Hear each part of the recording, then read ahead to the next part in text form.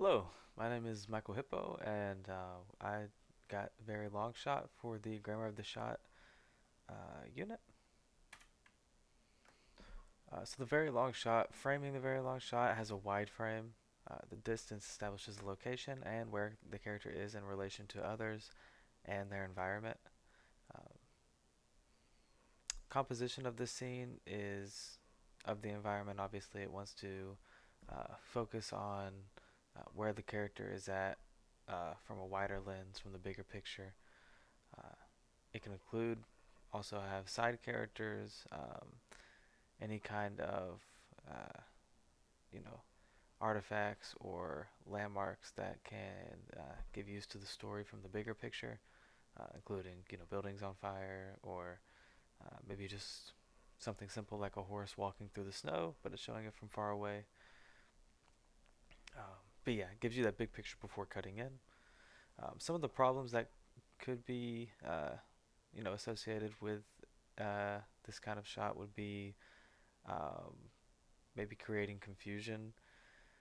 Depending on how complex the environment is, the character could get lost in how much information is displayed on the screen for the audience.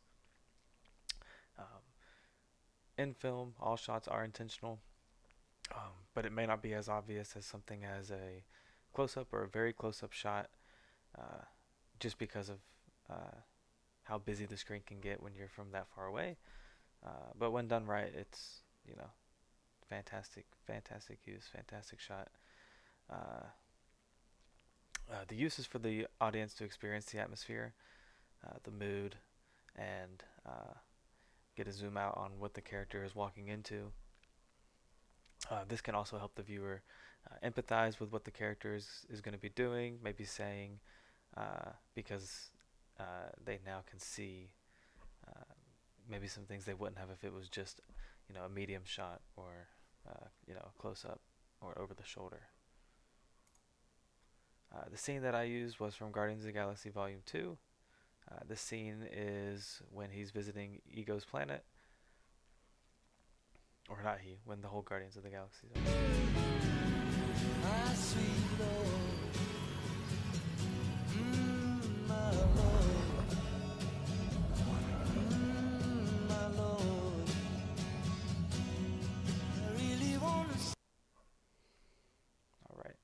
And of course, James Gunn with the music in the background and just the angle. I mean, he's brilliant at creating emotions. But that very long shot uh, lets you see them in relation to this planet that they're just now arriving to, and I thought it was a great example.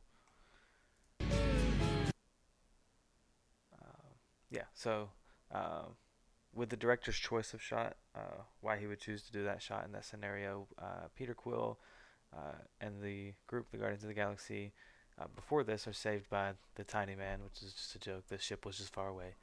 Who ends up presenting himself and then telling Peter he's his father, and he's in this internal conflict of should I trust him, and they end up going to visit this planet uh, as a back some of the backstory so you can get understanding of why this shot makes sense in this scenario.